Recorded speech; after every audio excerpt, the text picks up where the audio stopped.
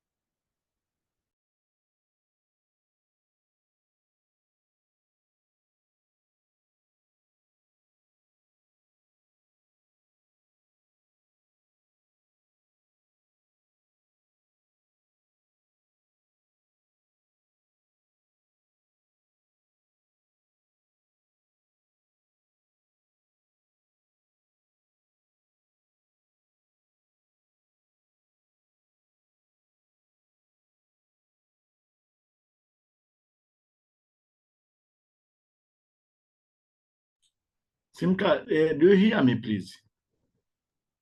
Yes, I can hear you, Prof. Casey. Okay, thank you, thank you. And I can see you as well.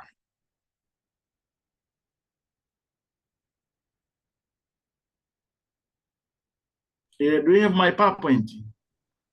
Yes, I do have your PowerPoint. If you want to, you can share it from your side to have better control No, of I like you. No, I like you to share from your side, please. Okay, okay. All right. When time comes. All right, no problem. We'll do that. Okay, thank you.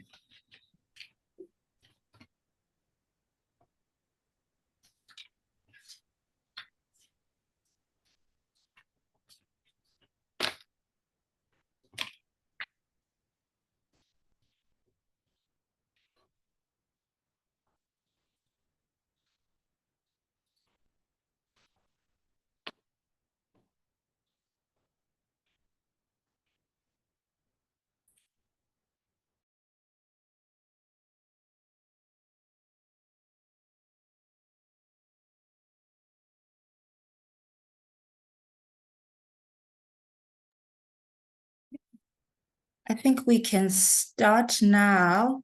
Thank you, everyone, for your patience. Greetings to everybody. Good morning, good afternoon, good evening, as relevant to you. My name is Bongiwe Simka. I work as a professional officer in urban nature and nature-based solutions for ICLEI Africa, and I'm based in Cape Town, South Africa. Thank you to everyone for joining our session today, focusing on spatial tools for effective biodiversity mainstreaming. I think we still have a few people joining, but I think we can start now and everybody can catch up as the session progresses. Thank you again for joining us. I hope you will enjoy today's session. As introduced, I'm Bongiwe. Next slide, please, Jade. I am Bongiwe and I'll be moderating today's session.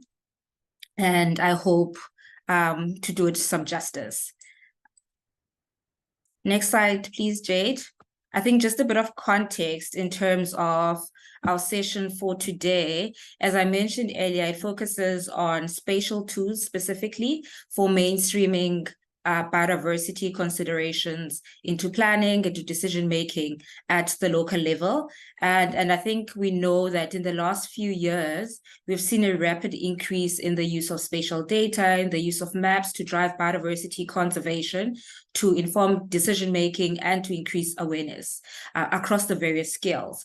And mapping ecosystems and ecosystem services has become an essential way to understand the role of the role that biodiversity plays in underpinning human livelihoods and building resilience to a changing climate. So the session aims to demonstrate how mapping and spatial data can help decision makers at subnational and at the local level identify priority areas, promote cross-sectoral mainstreaming, and support the achievement of targets for the sustainable conservation and management of biodiversity globally. And next slide, please, Jade. I think before we really get into our session today, I just want to provide everyone a bit of some session housekeeping. Firstly, please ensure that your mics are muted. We are using the meeting format for the session, and so please make sure that your mics are muted unless you are speaking to minimize any interruptions during the session. Please note that the session is being recorded, and by participating in the session you are consenting to being recorded. We also have a chat box function available throughout the session. Please use that to post any questions, any comments throughout the session. We will have a dedicated Q&A towards the end of the session where we will engage in those questions with our speakers. We also have simultaneous interpretation available throughout the session for Chinese and Portuguese speakers. So please make use of the interpretation icon at the bottom of the Zoom function. And I think lastly, we will have a very, very brief survey following the session, not more than 4 questions, and would really like you to answer that to help us improve and design our upcoming sessions better. Okay, thank you very much to everybody. I think before we officially start, I've introduced myself, and I'd like to hand over the platform to everybody else to introduce themselves as well, so that we get a sense of where we are, who's in the room, and the spatial representation, given the fact that we're talking about spatial tools. So please use the chat function to tell us who you are and your affiliation, and also which city and country that you're joining from. In the chat, I think I'll just wait a few minutes to see people's input in the chat, get a sense of who's here, where they're joining from, and do a bit of mental mapping before the session starts. Okay, I have a colleague of mine from Cape Town, just across the road.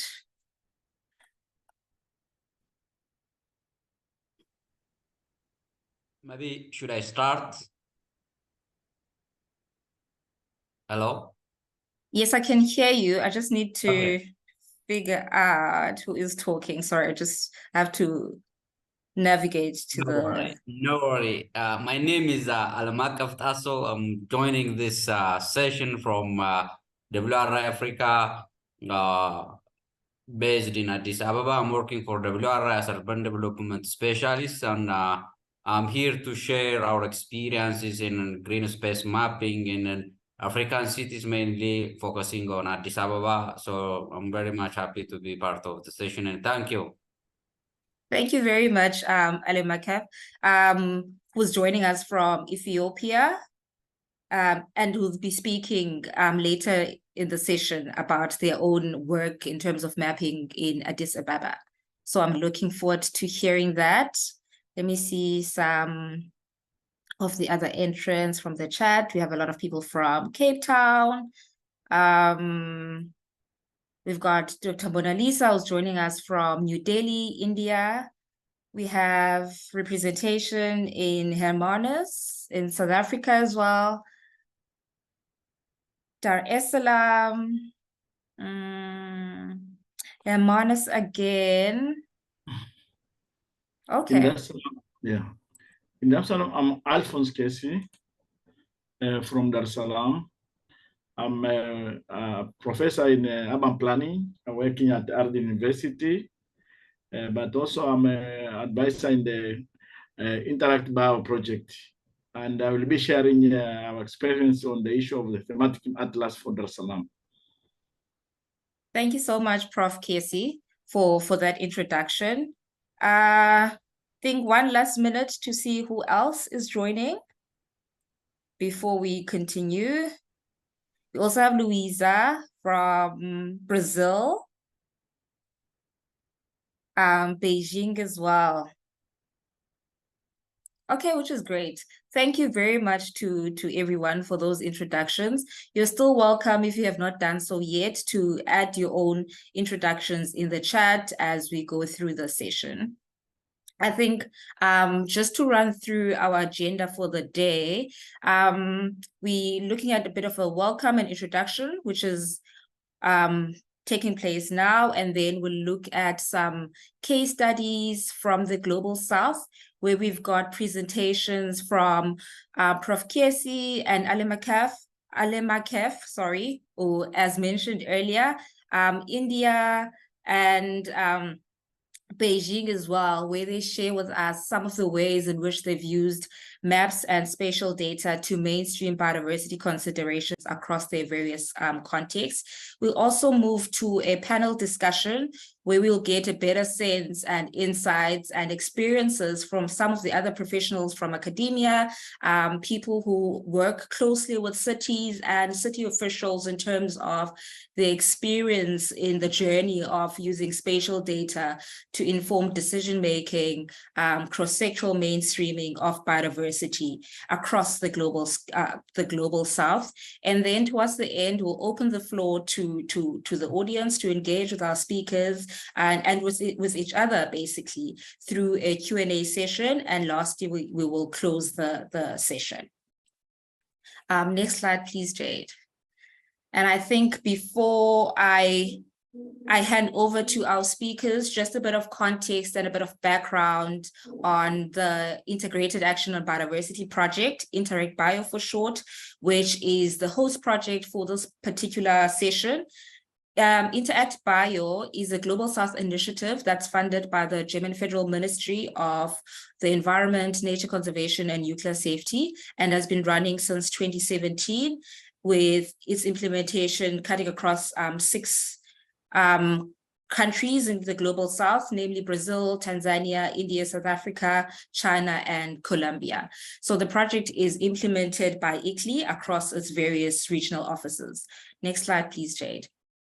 So since its inception, Interact Bio has focused on connecting national and subnational government decision makers to work together towards integrating biodiversity considerations into city planning and decision making, to strengthen capacity of city regions through platforms like this one, where we bring different people together to share their insights and knowledge on issues relevant to biodiversity and biodiversity mainstreaming globally, and also to mainstream biodiversity considerations cross-sectorally, mainly across the different levels. Next slide, please, Jade. Okay, that's basically what the project is about, and hence our interest in the South-South peer learning exchanges, where we create this platform where professionals, academics across the Global South come together, share their insights, learn, exchange knowledge on ways in which we can strengthen our action, towards mainstreaming biodiversity and biodiversity considerations. So that is what our session is about today. And again, thank you so much to everyone for joining. And to be able to do that and actually achieve the mainstreaming, the exchange, and the learning, we have such an amazing lineup of speakers from across the Global South who will be sharing their own insights and their own experiences and tools that they have been able to use to mainstream biodiversity considerations across the different countries. And first in our list, we've got Dr. Mona Lisa Sen, who coordinates the biodiversity program for ICLEI South Asia, followed by Amanda Ganga, who's the country lead for urban water resilience and senior urban policy analyst at the World Resources Institute in Africa, and the colleague Alemakef Tasso, who we heard earlier in the introduction, who's the Urban Development Project Specialist at WIR in Africa as well, based in Ethiopia. We also have academic representation through Professor Alphonse Kiesi, who is an associate professor in human settlements and urban design at the University in Tanzania. We also have China represented today through Dr. Zhao Tao, who's the director of the Department of Sustainable City Planning at Tsingu Tonghen Urban Planning Design Institute. And for our panel discussion today, we've got 3 speakers, mainly women. We're very strong on gender mainstreaming for this session. We've got Teresia Dennis, who heads the Natural Resource and Environmental Conservation Department for the city of Dar es Salaam in Tanzania. And we also have Dr. Nelly John Babia, who's a lecturer at the School of Spatial Planning and Social Studies at Adi University.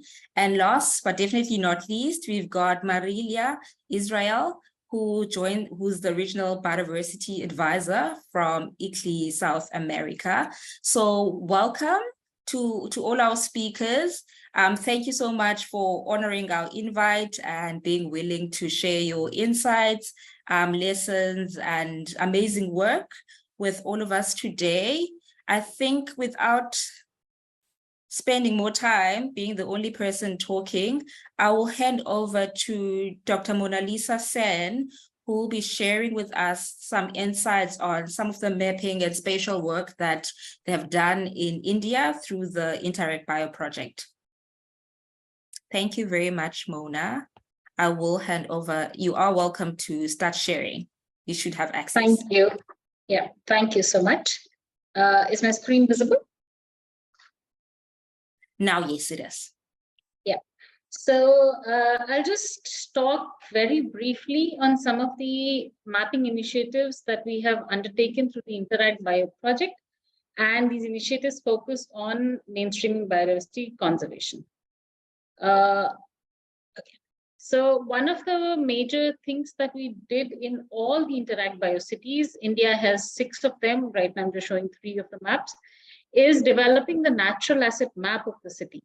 This is the first thing that we did in any city that we started work in. So this brings on the blue-green infrastructure existing in the city onto the GIS platform.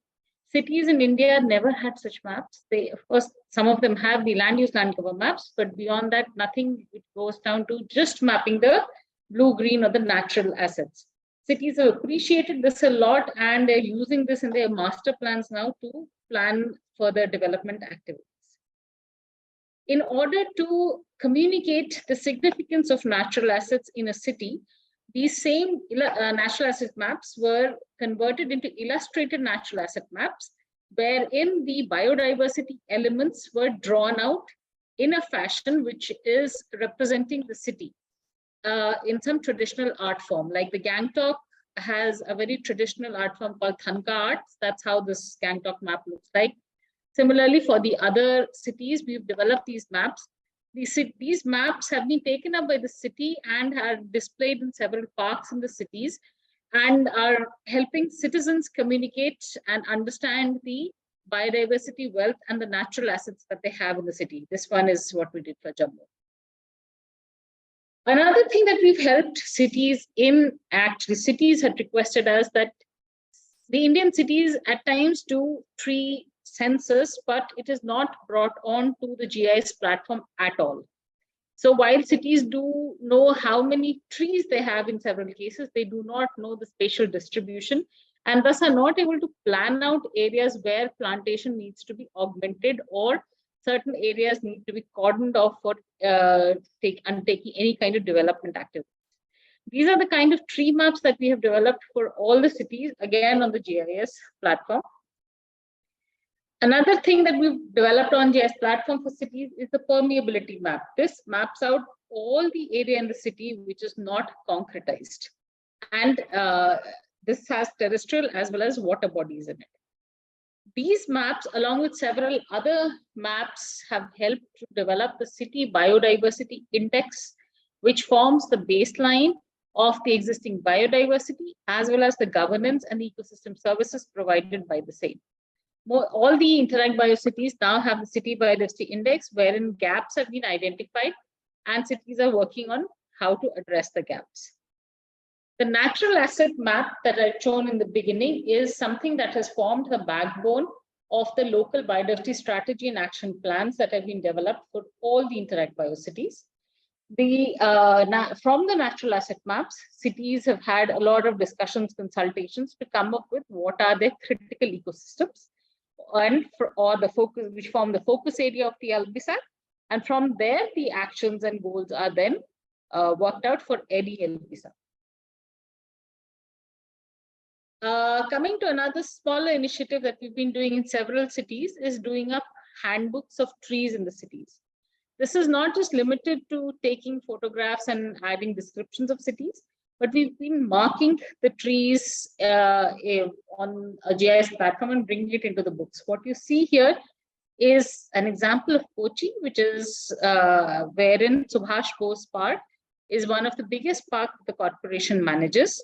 And here we mapped out all the trees that are there in the park, and then again did other kind of distribution maps like nativity-wise, indigenous-wise, family-wise, different kind of connotations that we did. So this has again been appreciated by the cities because till now they did not have such maps, and then they did not understand, how to see visually what families are there, what is the nativity distribution of the maps that they have. And so this is again helping them plan further what kind of species they want to plant in their parks and gardens. And we're also extending this work to avenue plantations. I think those are the initiatives that I wanted to talk of. This is a very brief presentation that I had. This tries to give an overview of the kind of biodiversity work with regard to spatial planning that is going on. Another thing that is happening in the city of Kochi is that we are mapping out the site-specific ecosystem services provided by mangroves in the city. This map is still not ready. This is still under preparation, and once it gets done, it will be uploaded and available for everyone. And we're also developing the illustrated natural asset atlas for Kochi, which will have several maps on, again, the GIS platform, including ecosystem service map, critical biodiversity areas, critical biodiversity-wise species, which will list out all the rare, endangered, and threatened species in the map. So these are things in preparation, and several of these things have been developed when the cities understood what is the significance of portraying all this on a GIS platform and how it helps to make decisions more effective and take up more effective planning. I will stop here, but I'm open for questions. Thank you so much, Mona. Thank you very much for sharing that. That's very exciting, especially knowing that the projects that you developed through the project have been quite useful in informing policy and decision-making in India. And I think that's all what we try to achieve in all the processes and the work that everybody puts into these kinds of initiatives. So thank you very much. We will move over now to Ethiopia, in Addis Ababa specifically, where we will hear about the Green Space Mapping Initiative. Not sure if Amanda and Alemakef are ready. Yeah, thank you all. Okay. I'm ready. Maybe, yeah, All just right. to share my screen. Maybe I don't know if the previous presenter would remove her screen, and then I will share my own. Thank you. Okay, you're welcome to share. Thank you very much.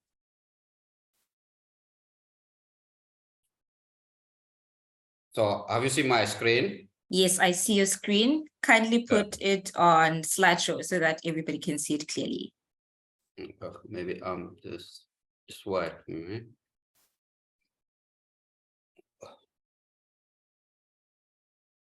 Let me stop it and reshare it again. Okay. Okay.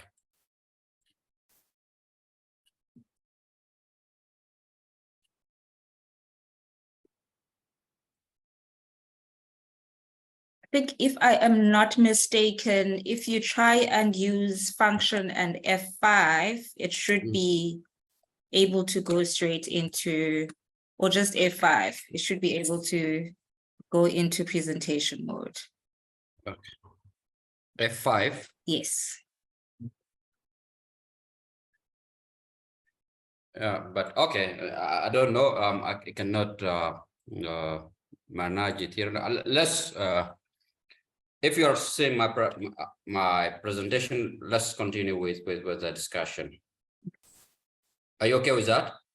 Yes, I think so. At least for the first slide, we're able to see clearly your presentation. So I think that should be fine if we have What a about slide problem. Now that's better. There is the option just, sorry, there's a, just on the top of your orange bar at the top of your screen, it's the fifth icon from your left with the screen and a play sign. Yes, the slideshow one. Let's see if that won't work before we. So is that working now? No. Okay, but I think we can continue. We can see your slide and should focus more on the content and everything. So over to you. Okay, thank you very okay, much. Now it's working. Now it's working, just to confirm it is working now. Thank you so much. Yeah, I'm just going to present, take a few minutes, actually to have another meeting after 30 minutes.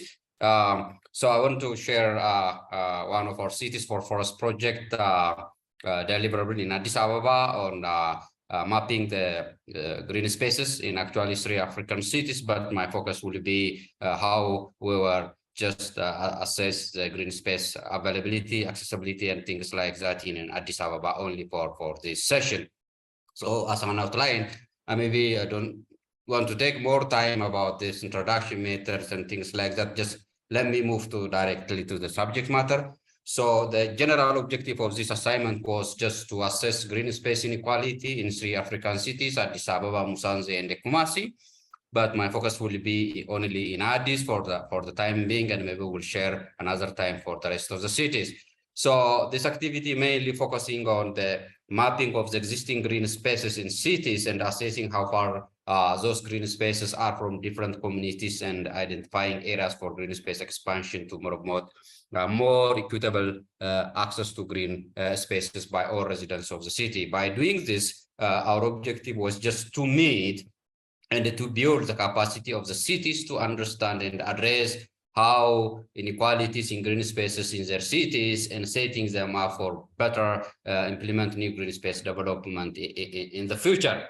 So in doing this exercise, methods and data we used is mainly, we use sample of some recreational parks in the city, and we also collected both spatial and non-spatial data.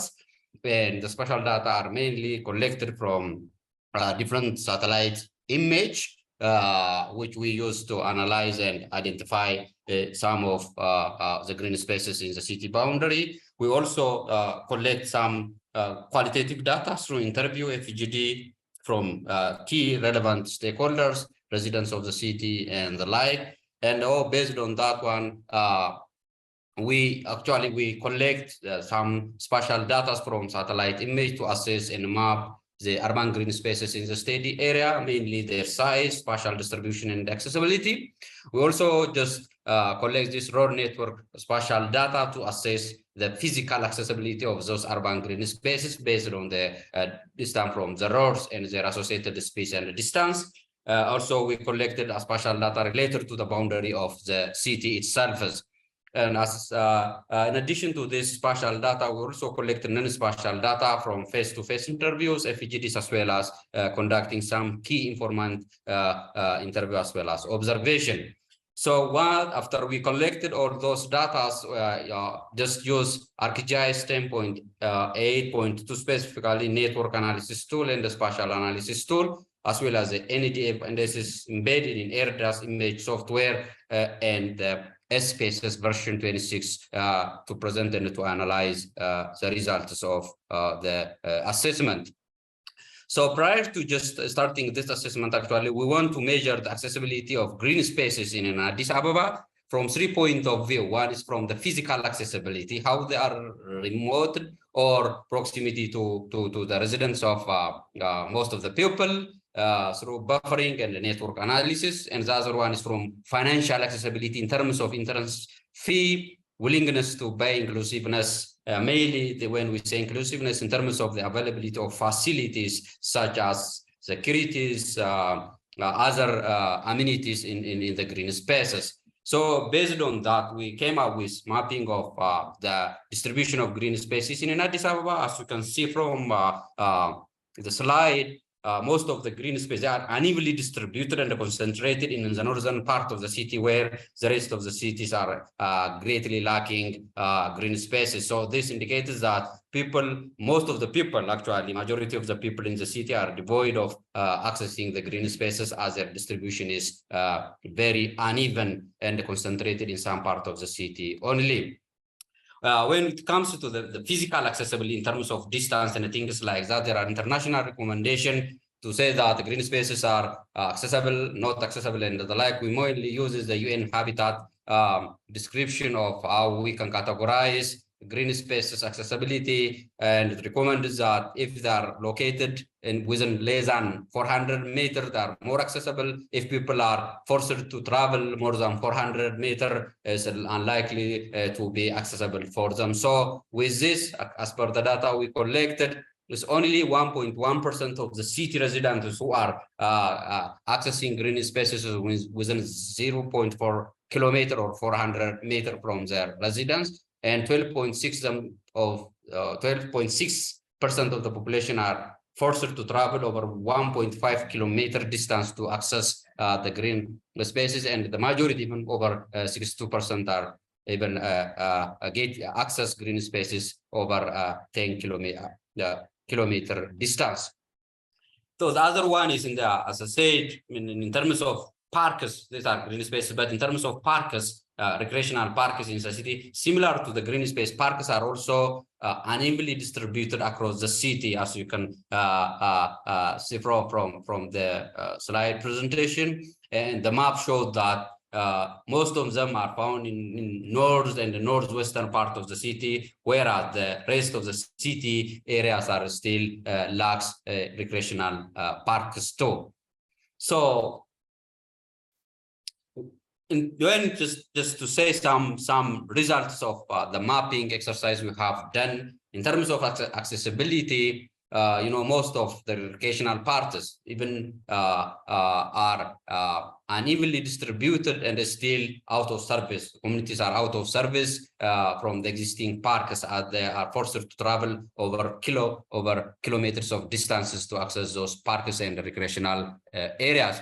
With regards to financial accessibility, most of the recreational green spaces have an entrance fee in terms of finance that makes them less accessible for mainly for low-income and disadvantaged section of the people. So we strongly recommend the government, at least as per the data we collected. We also try to collect the willingness to pay of the community, and they suggested the minimum amount they can afford to access those green spaces, which we strongly recommend for the city administration to reconsider most of the costs attached to the recreational parks now existing in the city center. In terms of inclusiveness, we found that most of the existing parks are not sufficient in quality as well as in quantity. They are not attractive. They lack most of the infrastructure. They are inadequate infrastructure, insufficient facilities, poor services, and some of them are even unsafe for women, children, as well as people with disability.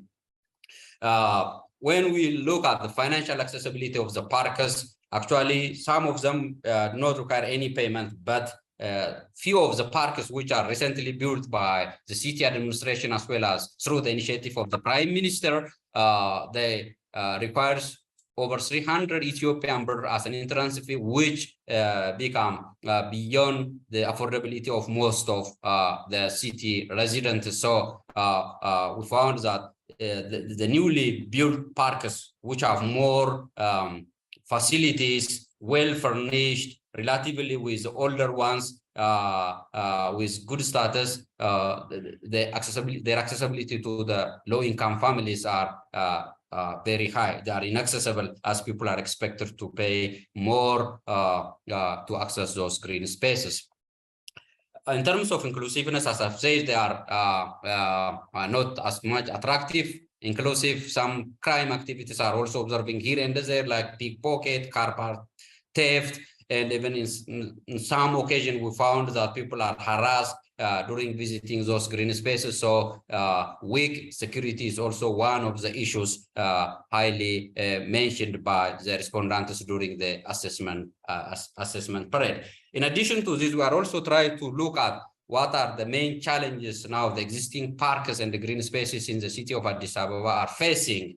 And we found that squatter settlements and weak land management, green space planning, development and management, weak community participation, weak security around parks, and high entrance fees are some of the key challenges associated with those parks and the green spaces in the city of Addis Ababa.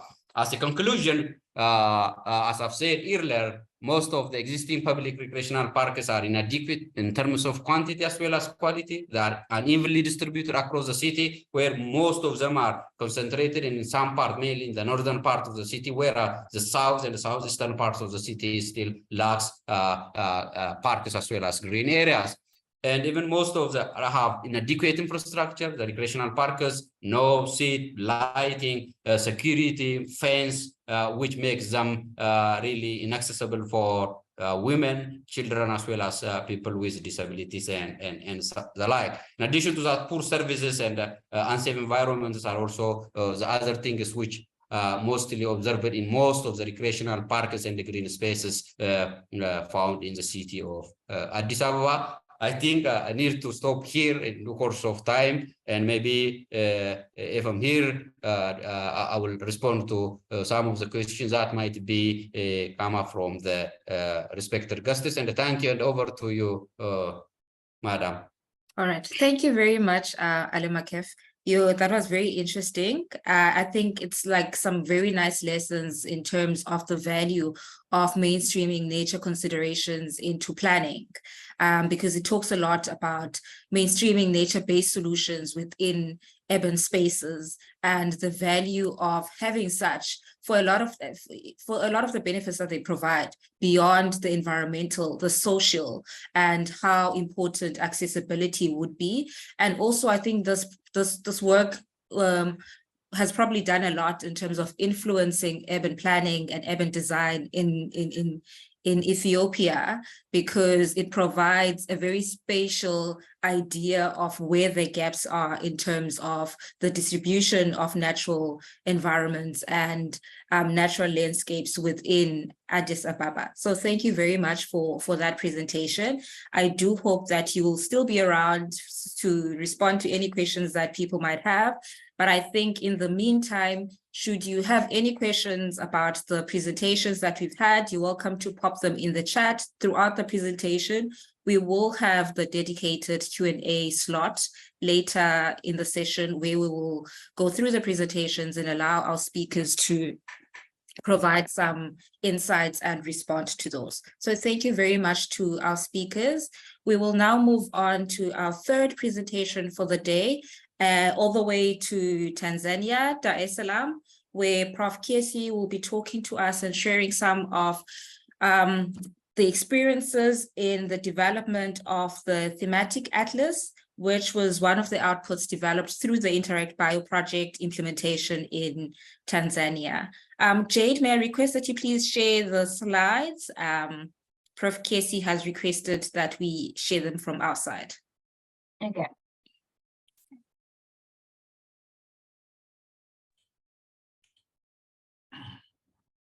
Well, I can share also.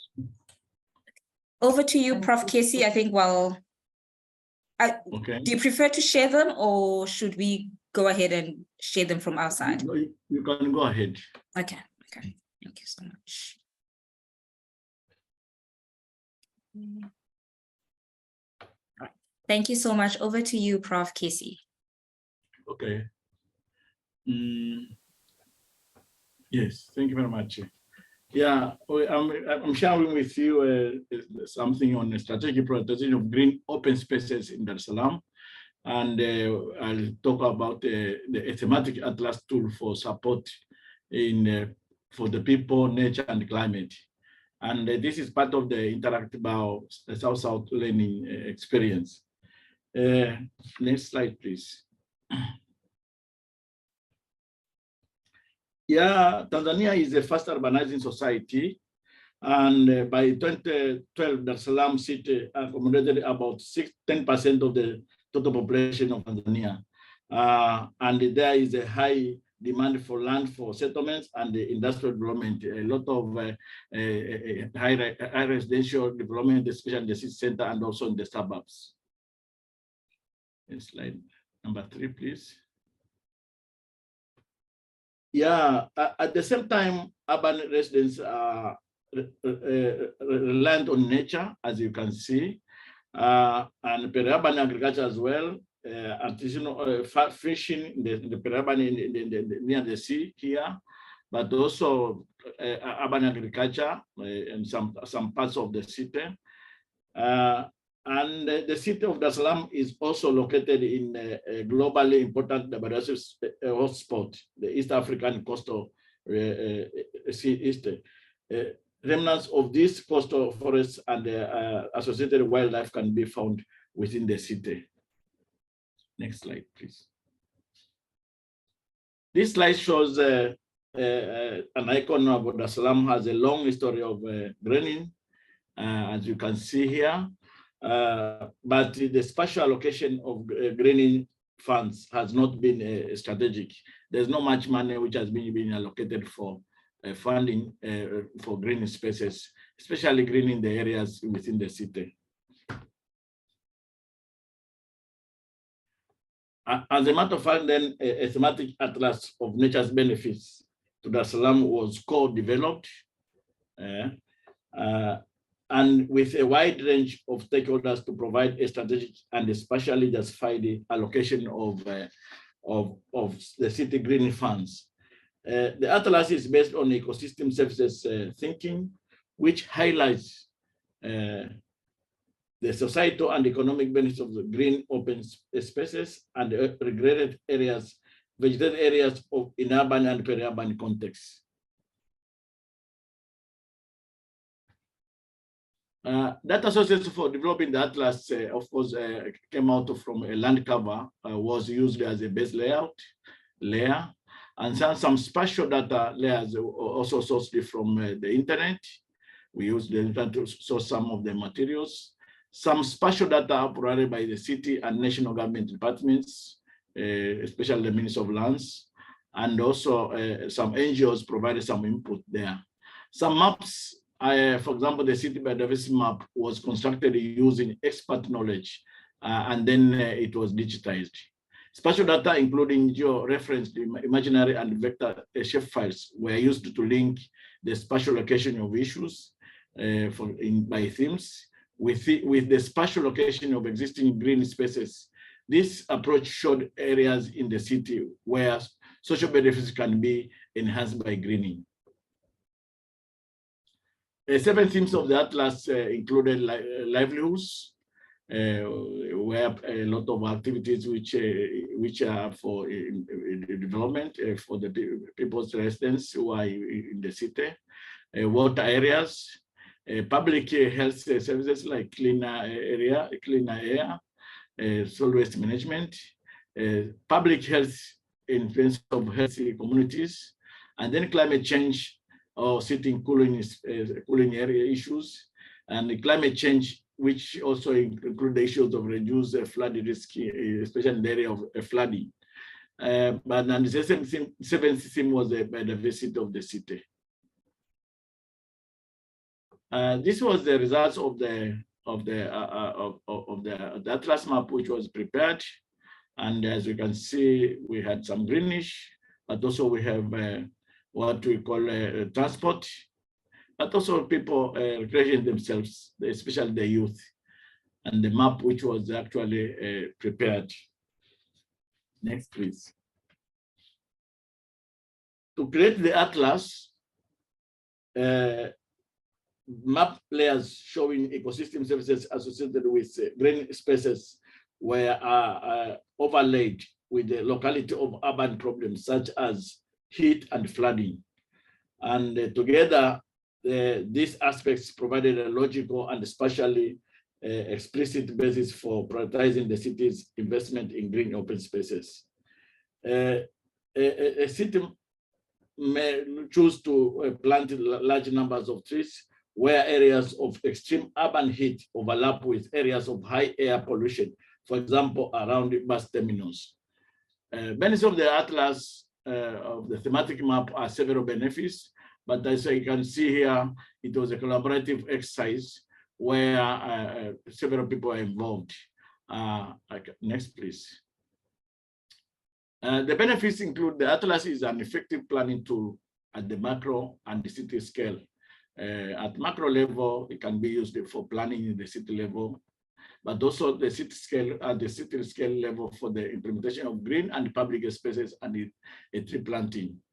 Awareness creation, of course, in terms of urban greening is not just for aesthetic benefit, but can provide a range of benefits to help address a range of urban issues.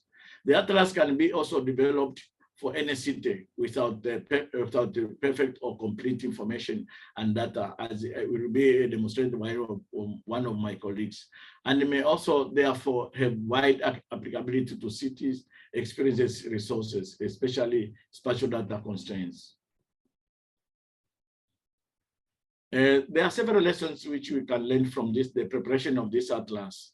The first one is the potential for the atlas to be used as a spatial planning tool, as I said earlier, with and which will be enhanced if it were further mainstreamed into the city strategic plan and associated municipal processes, can actually be mainstreamed there and be used by the municipal authorities and of course even the private sector and NGOs. The second lesson we learned from this thematic atlas preparation was the co-production, which was participatory in nature, which you were used to develop atlas, and this expressed a lot of opportunities for new cross-sector collaborations and inputs from the different participants. Asante sana, thank you very much. Thank you very much, Prof. Kesi, for sharing that information and those insights with all of us. I think it's quite interesting to see mainly the value of collaborative, participatory and co-production spaces in filling the gaps when it comes to data. And I think we're quite aware of some of the data gaps that exist, especially in some African cities. So just highlighting the value of co-production and participatory approaches to filling in all of those gaps. So thank you very much for sharing that with us.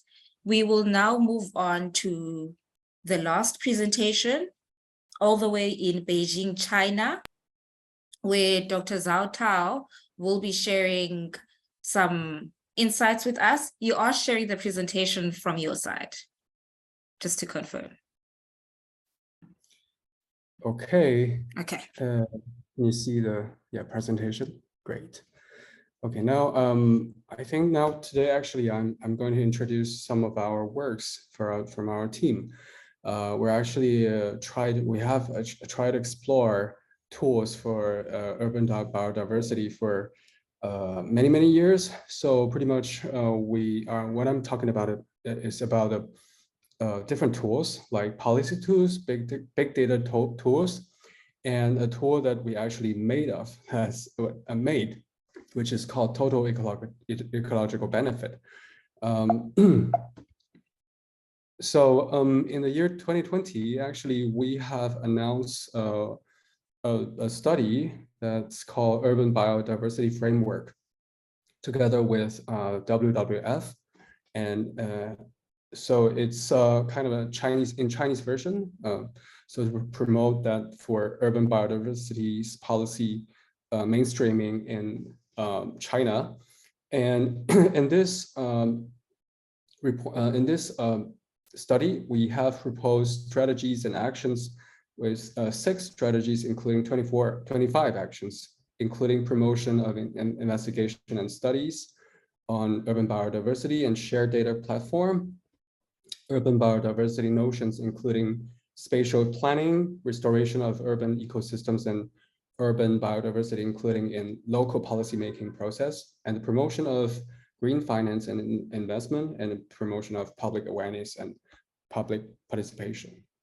But basically, we think that this policy tools will only work in a very abstract way. So for our work, we work mainly on spatial data, and covering with a lot of this urban planning issues. So for this recent years, we have been beginning to use big data application for ecosystems, especially what you can see is about a bird watching point from the internet. That we have a lot of bird watchers so that they can, how to say, a lot of bird watchers, they have, they have upload their their bird watching data to the platform, which everybody can see, so that we can know a lot of different species where they are located. As you can see, the egrets, they're located pretty much near the urbanized area, and also spreading all over the whole Beijing area. But also for like a golden eagle is more frequently existing in those hilly or mountainous area. But seldomly they still, sometimes they still come to the urban area. So with this kind of big data studies, we have learned a lot about species, but to the other point, we should make some evaluations and assessments for ecosystems. So especially for urban planning, we don't directly use species data. So we have study and kind of introduce a method of conducting spatial evaluation for the overall benefits of ecosystem services. And this, we name it as Total Ecological Benefit Assessment, and it's based on 3S. You can know the satellite, GIS, GPS technologies, and landscape pattern index, and other ecological factors, and combining vertical ecological process analysis with horizontal ecological process analysis. And as you know, that this is one of a city in the middle of China, and then this is what we call the landscape index, pattern index analysis. So this is about the different index pattern things, and what about the connectivity, and then a lot of different indicators. You can see there are many of them. So altogether, we made up of the total analysis for the overall ecological benefit, so that we can have a score of the local status quo situation. And with this analysis, we can furthermore use GIS tools, especially the minimum calculative resistance, this MCR model, to kind of establish this biological corridor system, or what we say is about the ecological network. And by calculating this is partially as reference, but in the other way, we also use use data and the other satellite image, and also the other analysis to try to find out different species, especially this, as this slide shows can see, with the black spotted pond frog or leopard cat, this kind of mammal or egret, this kind of bird, so that we can know where are the potential habitat are in the cities. And then finally, we made up this ecological network, and we find out the missing stepping stones for birds, so that we try to create them in the cities and to propose to city decision makers to know that actually, oh, you should put some ecological points over here. So actually, we have not only try to evaluate the status quo, but we can also evaluate what the planning, the result of the planning, so that we can have a better choice of the decision, outcome. Yes. And as you can see, this is one of the work using this TEB tools so that we can have a better, environmental connection with the local situation. But maybe for you, a lot of our friends will think, oh, it's a hilly site, why would you build a lot of buildings in here? But actually there were a kind of a worse case, so that this is one of the better choice. And the last example I will show is about the ecosystem restoration of Shihun Landao Island. And this is in the north part of China. And it's a very small island, very closely related with this city area, with the urban area. So we also use this TEB process, this method to analyze those landscape factors, as you can see here. And we also try to figure out where will be the most important place that is generally more important than the others. And so finally, we have convinced local government to redefine this island from a tourism island to a biological asset, like international known eco-science and educational island, because there's so many birds flying over here. So after a kind of a construction, almost like, destroy this island, so that after what we have planned, and it's kind of restore and, almost like, using the eco-landscape design and suitable engineering techniques. And now the restoration has been quite successful, and then more water birds are here, and it's now nominated as UNESCO's World Heritage among other sites along the coast of the Bohai Bay. And thank you, everybody. So today I'm just showing partially of our work, and hope furthermore we can have some more discussion. Thank you. Thank you very much, Dr. Zhou Tao. That was very interesting. I think thank you for taking us back to species level with your assessment on avian diversity and the important need of connectivity within the landscapes in Beijing for effective restoration and prioritization. And congratulations to you and your team for gaining the political commitment and seeing all of those benefits and results in terms of getting more bird species, increasing species diversity within the area, and also being able to align the different aspects, being able to mainstream this kind of biodiversity information across the different sectors for tourism, education, and so forth. So that was very interesting. Thank you very much for sharing that with us. I think, yeah, we all appreciate that. That was the last speaker for the day. Thank you very much to all our speakers. We are now moving on to the panel discussion. Our session is not over yet. We have a panel discussion coming up where we will have 3 of our speakers joining us and sharing some lessons learned through the process of developing and mainstreaming biodiversity considerations in decision making.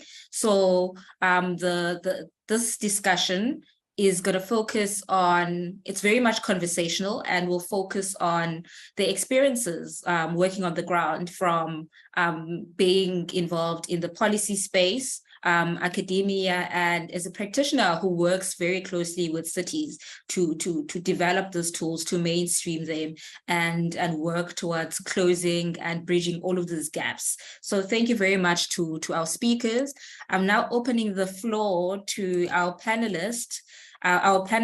Sorry, I'm not sure if all of them are here. If possible, may I request that you put your videos on, and if possible, if your connection and bandwidth allowed, please just put your videos on and even introduce yourselves. I think before we get into the actual discussion, we do have a few bios, but not for everybody. So I think I'm very much biased in this particular session, not necessarily because it is mainly women, but maybe that. But I think I'm happy to open the floor to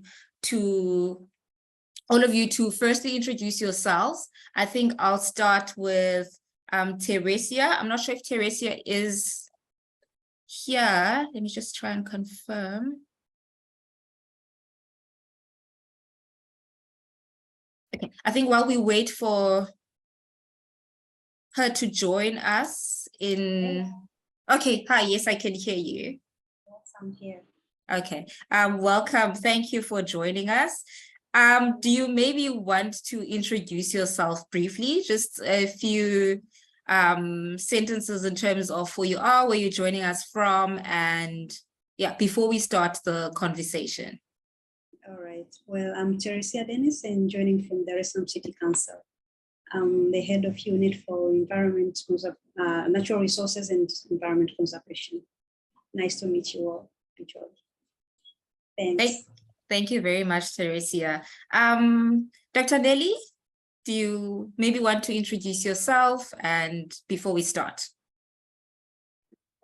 All right, thank you. My name is Nelly Babere, and I'm joining from Dar es Salaam City.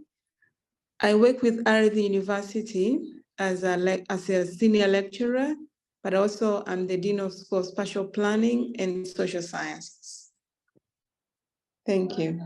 Thank you very much, Dr. Nelly. And last and definitely not least, I'm going to hand over to Marilia to introduce herself, and then we can proceed with our discussion. Hello, everybody. So I'm Marilia. I'm a biodiversity officer in Nuclear South America, and I'm working with Interact Bio since 3 years ago, since 2020.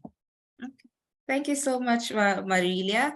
I think we might experience a few technical glitches in the session. So you are welcome to put your videos off if that will maintain your connectivity better, so that we can at least focus on having the conversation and getting our points across.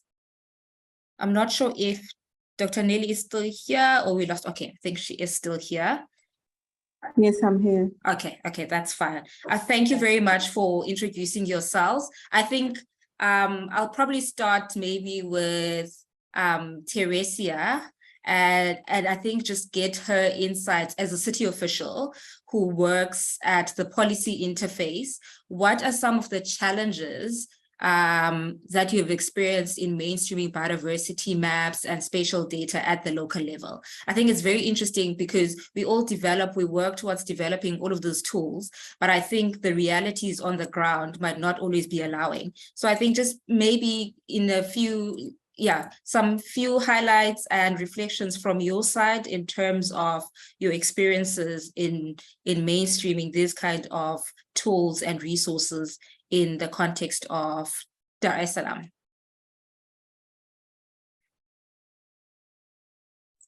Thank you so much.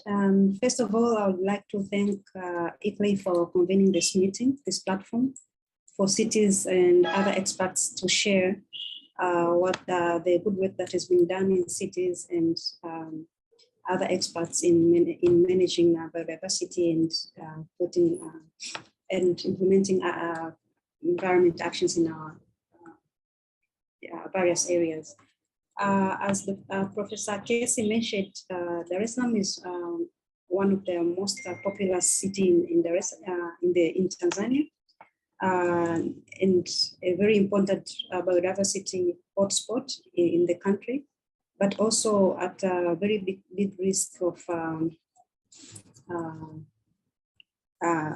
big risk of biodiversity destruction due to rapid urbanization that is happening, and that is due to natural increase and urban migration. So yeah, we have a lot of biodiversity hotspots, but also at a very critical stage because of the reasons that I mentioned. And as you asked, being in the process of mainstreaming these tools that we were able to develop, the most challenging issues that we've faced, I would mention 3 of them. One of them is political will. We faced a lot of challenges bringing together politicians and getting them on board to buy in the idea and get the support that we needed from them. But also financial resources. We have a lot of greening projects that we are proposed through the action plans, but also the city's strategic action plan. But due to financial resources, not all of them have been able to implement. So that's among the most challenging issue in the city. But another challenge that I would mention is awareness. As you know, most developing countries and cities as ours, we have a lot of other issues that are a priority. Issues like health, education. So we don't really get the support that we need to implement greening projects or biodiversity management projects or climate actions because of that. So awareness both ways among politicians, but also among citizens. So it's really difficult to get the support from the general public to get them on board and support this project that the city initiates. So to leverage that, we engage with local partners, and thanks to ICLEI, they've been able to support us with capacity building, but also bringing together city officials and the academia in the process. So we really thank you. We thank them for that. But yeah, we are still struggling in mainstreaming these actions and really get the output that we expect from what we've developed. Together with I would also like to mention that we have the tools that we've been able to develop, but also as a city, we have some local actions that we have prepared and we are implementing. We have a strategic action plan, 5 years strategic plan. So that's also in line with the local biodiversity action plan that we've developed with ICLEI. Is also in line with the national biodiversity action plan, and for the LBSEP, I would say that I would like to brag about it because it's the first one to be developed in the country. So thanks to ICLEI, and we are really looking forward to really get this financial support and maybe capacity in implementing the actions that we want to implement in the city to manage our biodiversity and other environment actions and climate actions. Thank you. Thank you so much, Teresia. That was very interesting. I think it's always nice to get a city's perspective in terms of some of the bottlenecks that exist at the local level in terms of taking all of those tools and taking all of those resources and translating them into action at the local level. So thank you very much for that. I think I'll move on to Marilia, because Marilia works quite closely with local governments and cities in Brazil. I think for you, how have you been able to, through your projects, get more people involved in the development of such tools? And also, how has the uptake been, and how has the general support from the public been in Brazil? That's the big question, Bogi. So I will ask you excuse, but I will talk in Portuguese as we have the translation, if that's okay. Okay. Yes, that's fine, as long as we will be able to hear what you say from the Portuguese translation side.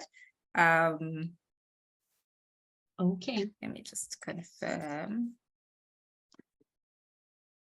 Bom, vou falar em português, então, para todos aqueles que falam português que estão aqui. For all those who speak Portuguese here, Bom, eu acho que o grande desafio é como a gente engaja what não we have só is the o setor engagement público, já is que not only in the ele tem public sector, essa possibilidade it already de has the desenvolvimento ability e engajar as diretamente o a setor público, mas como que a the gente sector, traz a a public sociedade sector, civil para os but nossos, how can we bring the civil society to projetos, our né? projects? Eu acho que primeiro a nossa Firstly, linguagem é muito our técnica, language is very technical. então a gente não alcança We are not able todas as to pessoas e de todos os reach out níveis, to né? all Então a the gente tem people in different levels. So desafio we grande have no a big fornecimento de challenge bancos de dados, with quando a gente pede collection of data dados muito and we want to get específicos, specific data muito técnicos, né? and very technical as E well. aí uma das questões And que a one of gente the tem points that we feito have é of tentado the fazer implementing mapeamentos is de trying dados, to make a tentar mapping, engajar group mapping através and ali da própria prefeitura, né? A própria engaging prefeitura the faz esse mapeamento, a government. gente faz o mapeamento de We atores e make a the mapping prefeitura of the actors consegue and then engajar de the diferentes formas. government is able Acho que esse to é o grande reach desafio, other points and mas places. para essa Those are one of the questão challenges, but for da this, falta de this dados, point, né? A gente tem lack of data, tentado we have fazer tried mapeamentos to participativos make que a gente consiga mapping that are ver esse participative, desenvolvimento knowing daquele that the espaço que não knowledge está só of em dados, né? those Que areas are not only in para data, mapear a but are população, also in data that are conhecer given mais by people informações that sobre o know entorno the também. areas more.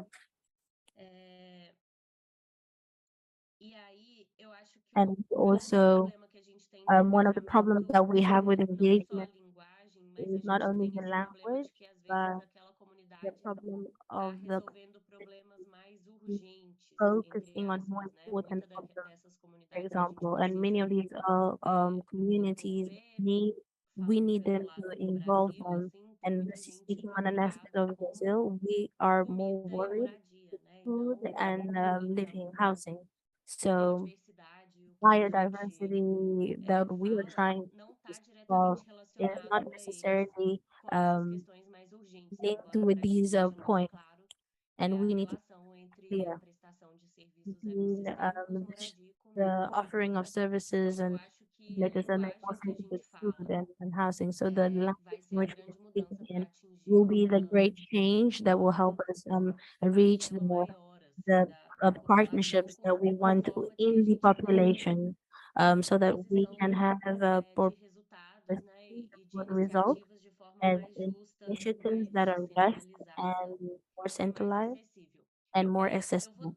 vou compartilhar minha tela para I will apresentar share my um screen to mapa que a share gente fez no projeto or e to aí fala present one da of the projects that we sustentabilidade did dos projetos, né, and then e atualização the project. das metodologias, que foi muito interessante, que foi It desenvolvido was na one very Colômbia, interesting that was e que eu acho developed que in é um mapa Colombia. bastante acessível, é um It's mapa a que map tem that's very muitas accessible. informações, It mas ao has a lot mesmo of tempo information, também tem but informações muito simples there are very simple information do que a cidade of what the que city foi mapeado na cidade, that né? was mapped in the Vocês city. já conseguem ver minha tela. I'm not sure if you're able to see the screen. Mas foi projeto que a gente desenvolveu na It was a Colômbia, project that Yes, we we can. né?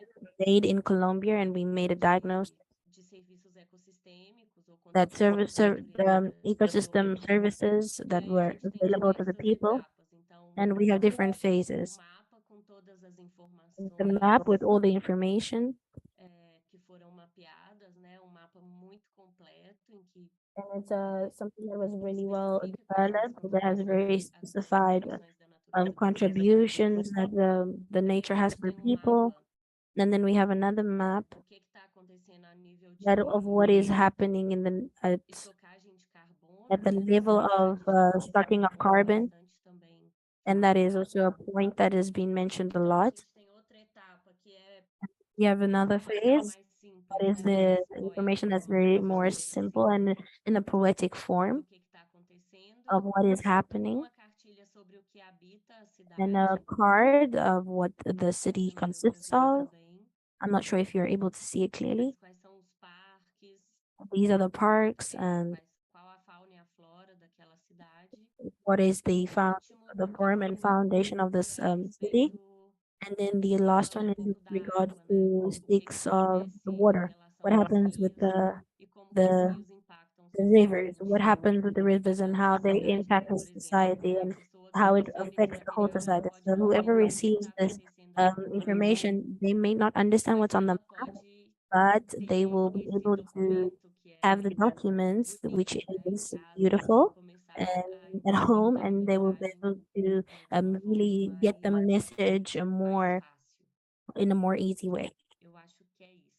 And I think that's about it. And we can go into further details later.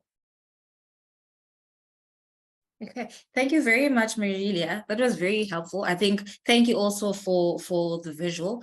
I think what you just shared with us now talks a lot about the value of accessibility of the information about biodiversity for it to be effectively mainstreamed.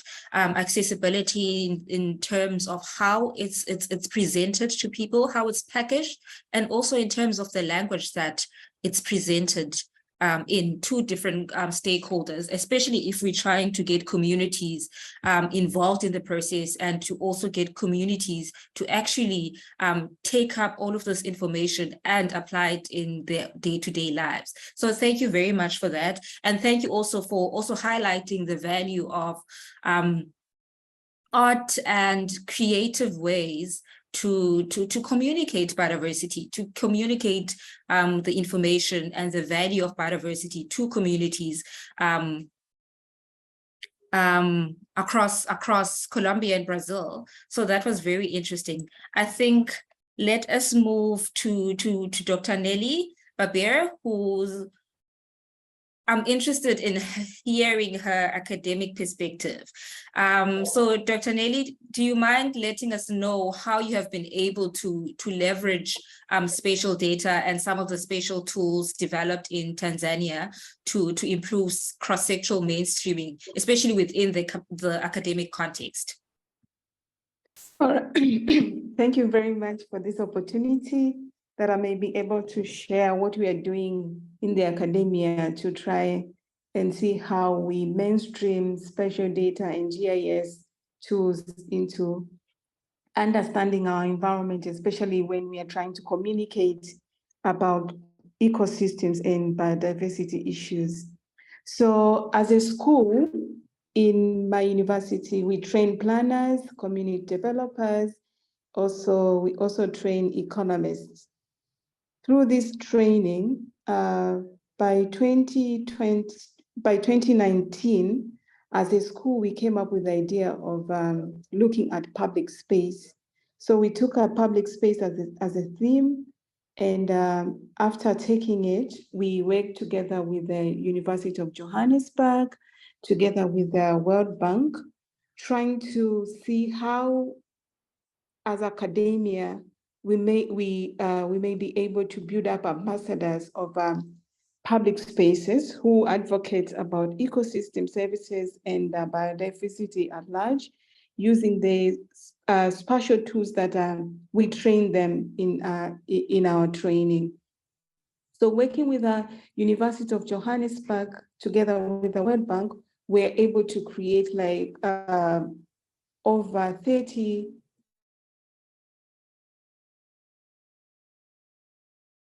of public space into their day-to-day activity.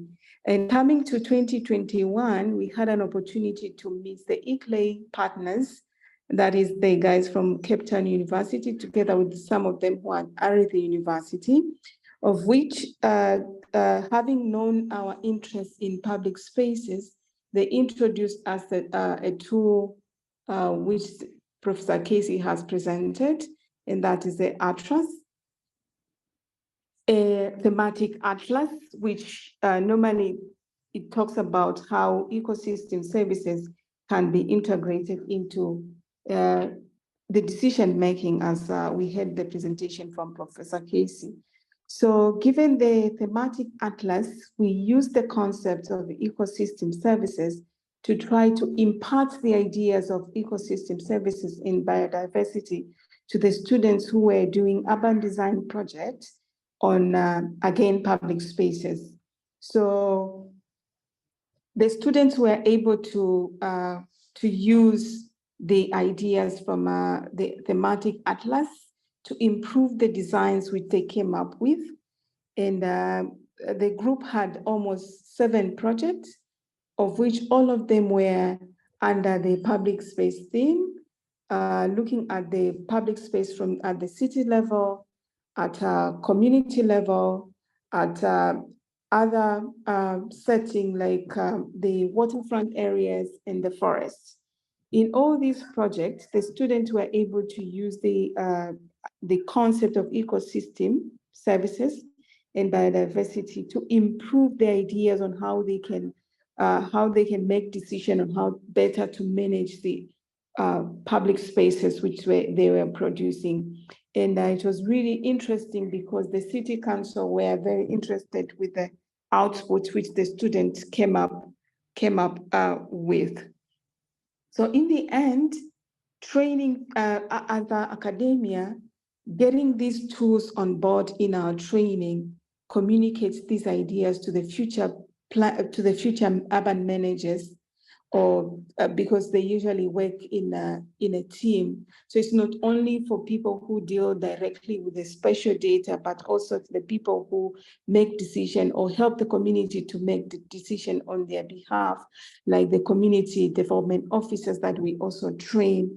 So in the end, if you go back to the ideas that Teresia brought up, the issues of awareness, the issues of resources, the issues of encroachment, we try to build this capacity on these new or potential employers that when they go out into the local government, into different organizations, they should be able to incorporate these ideas and be in a position where we could end up creating a very sustainable environment of which we are all looking after.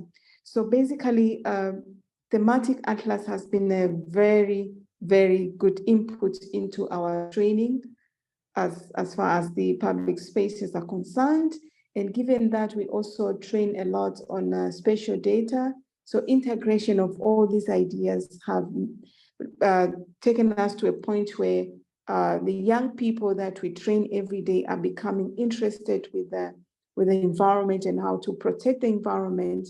And we are sure over the course of the training, as we continue to carry out this training, we are going to have hundreds and hundreds of ambassadors of our environment and in the local government and in the other different places where they're going to be employed. So basically, that's what we have been doing as part of the training institution to ensure that the tools that the spatial tools that are being developed every day are incorporated in the training, that the people who are being produced for future employment are also aware of these tools and they can apply them in their day-to-day operations once they get employment. So probably in the future, people like Teresia in the local government, they'll have well-informed individuals who will be ready to take the agenda forward. And at the end, we are going to end up creating very sustainable environment as we are all looking forward to doing just that. So that's what I wanted to share in this webinar. Thank you very much for listening. Thank you so much, Dr. Nelly, for sharing those insights, specifically from your academic perspective. I think it's very refreshing and very helpful to understand that the generation of planners that are coming into the workplace already has the understanding of the value of biodiversity within the planning context and how green spaces, specifically in your context, can be mainstreamed in urban planning and design in order to build cities that are inclusive and cities that have better benefits and are able to also take advantage of the core benefits that come with mainstreaming these green spaces for people, for planet, and for the economy as well. So thank you very much for those insights. I see that we are running out of time, so I think we can close off our panel discussion here. I know we could have had more discussion and had more insights from our speakers, but I think to respect people's time, I'm happy to end the panel discussion here. Thank you very much to all our three panelists for providing their input from Tanzania and Brazil and Colombia. Thank you very much for joining us. I think now I'll open to 2 minutes to the audience to share some of their comments, their questions to our panelists and our speakers. I haven't seen any comments in the chat yet. You're also welcome to raise your hand should you want to ask a question directed to any of our panelists who are still here, or your own reflections based on the conversations that we've had today.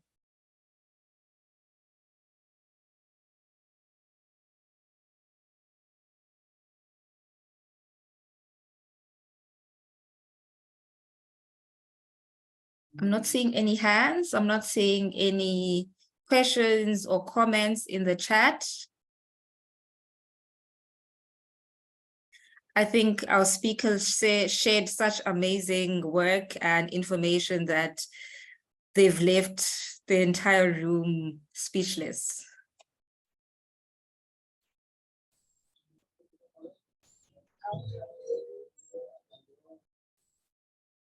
Okay, I think if we don't have any questions, then we can go ahead and just close off our session. Thank you very much to our speakers and our panelists for joining us today, for sharing the amazing work that you're doing in your respective cities and countries, and driving action and being advocates for biodiversity and biodiversity mainstreaming across your various arenas. We've learned so much, myself included, through this session, and some of the possibilities that exist for mainstreaming biodiversity and driving action and influencing better mainstreaming, better prioritization of action, and driving investment at the local level. So thank you very much to all our speakers for those insights. I think now we all have a better idea of what's happening across the global south, the very interesting initiatives that people are taking on, and also a call for action to all of us in terms of how do we drive this action? How do we make sure that the work that's being developed, the effort that is being put in terms of driving biodiversity mainstreaming is sustainable beyond the projects that we work in, and also just the value of individual action in ensuring that all of this information, all of these tools are accessible to people. They are mainstreamed and are taken into the rooms that they're supposed to be in. So thank you very much to all our speakers for joining us and for sharing all of those insights. And I think a thank you to our interpreters as well for allowing us and transporting us to China and to Brazil with your translation, and making sure that our session achieves the reach that it intended to reach for the broader global south. So thank you very much to all of you for that, and to the audience for joining us and listening and participating in the session. We do have 2 more planned for the rest of the year, one focusing on natural capital accounting and ecosystem accounts, taking place on the 15th of September, and another one taking place towards the later part of the year in November, focusing on financial instruments for driving the action. Now that we've developed all of those tools, how do we leverage financial resources to drive action on the ground? So thank you very much. Information on those will be shared as soon as it becomes available. We do hope that you will join us for those sessions as well. And I think lastly, before I leave, we do have a very short survey. It has no more than 5 questions. We do request that you please fill in the survey. Let us know what you think about the session so that for the remaining sessions, we can do better and ensure that we address any of the concerns that you may have. So thank you very much from me and the broader Interact Bio team. Thank you everyone for joining us. We have reached the end of the session. Yeah, thank you very much. Bye. Thank you. Bye. Bye.